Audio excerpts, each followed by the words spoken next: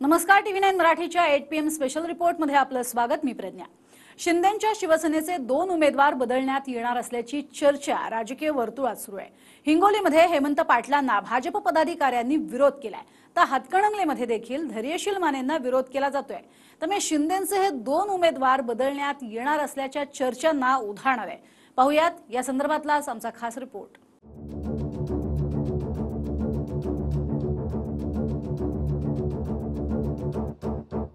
शिंदेंच्या शिवसेनेच्या 2 उमेदवारांना भाजपकडनं उघड विरोध सुरू झालाय.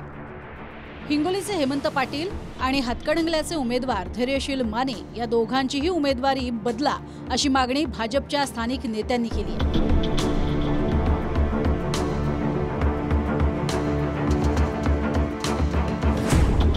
हेमंत पाटील आणि धैर्यशील माने या दोघांचीही नावं शिंदे गटाच्या पहिल्याच यादीत आली आहेत.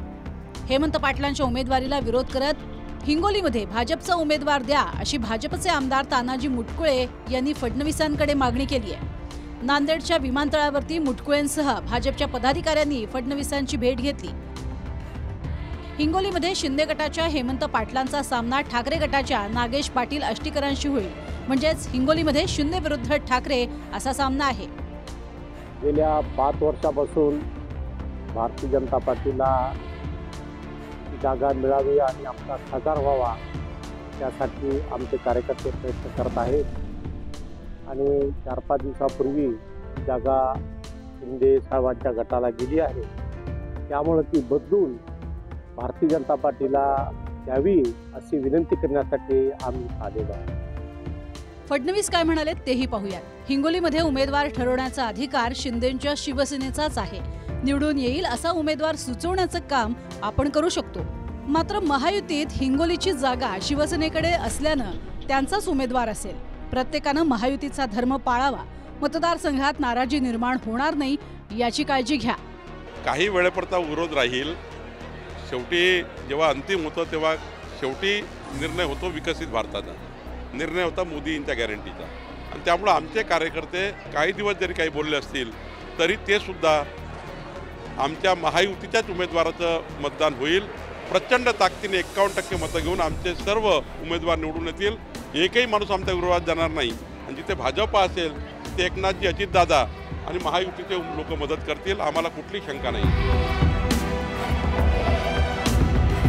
हेमंत पाटील 2019 मध्ये पहिल्यांदा खासदार झाले. 2019ला त्यांनी काँग्रेसच्या सुभाष वानखेडेंना 2,77,000 मतांनी पराभूत केला. मात्र भाजपनं उमेदवारी जाहीर करूनही हेमंत पाटलांना विरोध होतोय.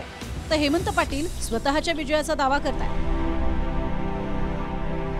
आज जे काही हिंदुत्वाचं सरकार या देशामध्ये आहे आणि या निमित्तानं मला जी संधी या महाराष्ट्राचे मुख्यमंत्री माननीय एकनाथराव शिंदे साहेब, उपमुख्यमंत्री माननीय फडणवीस साहेब, माननीय अजितदादा यांनी दिलेली आहे. आणि या कार्यकर्त्यांच्या बळावरती निश्चित शिवसेना, भाजप, राष्ट्रवादी आणि सर्व मित्रपक्षाच्या युतीमध्ये ही जागा निश्चित जिंकून दाखवणार. दुसरीकडे हातकणंगलेचे शिंदेंच्या शिवसेनेचे उमेदवार धैर्यशील माने यांना भाजप पुरस्कृत आमदार प्रकाश आवाडेंचे पुत्र राहुल आवाडेंनी विरोध केलाय.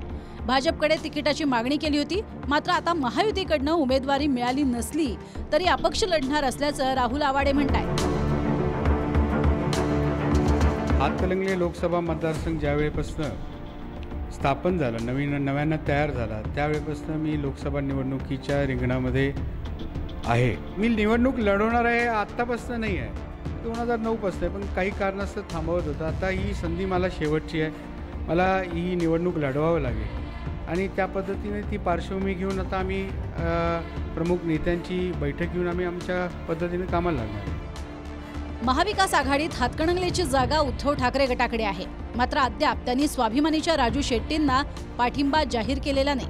तर महाविकास आघाडीत सहभागी होणार नसून ठाकरेंनी पाठिंबा द्यावा अशी भूमिका राजू शेट्टींची आहे. म्हणजे सध्या तरी धैर्यशील मानेंसमोर राजू शेट्टींचं आव्हान आहे. तर हेमंत पाटील आणि धैर्यशील मानेंना विरोध झाल्यानंतर शिंदे गटाचे प्रवक्ते संजय शिरसाटांनी सूचक विधान केलंय. कुठे उमेदवार कमजोर आहे असं वाटत असेल तर उमेदवार बदलण्याची शक्यता नाकारता येत नाही असं शिरसाट म्हणाले.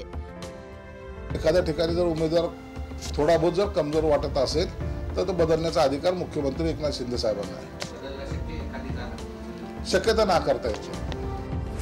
शिंदेंच्या शिवसेनेकडनं अद्याप पूर्ण उमेदवारांची घोषणा झालेली नाही. मात्र ज्या 8 जणांना उमेदवारी घोषित झाली त्यापैकी दोघांनाच विरोध झालाय. Bureau report, TV9 Marathi.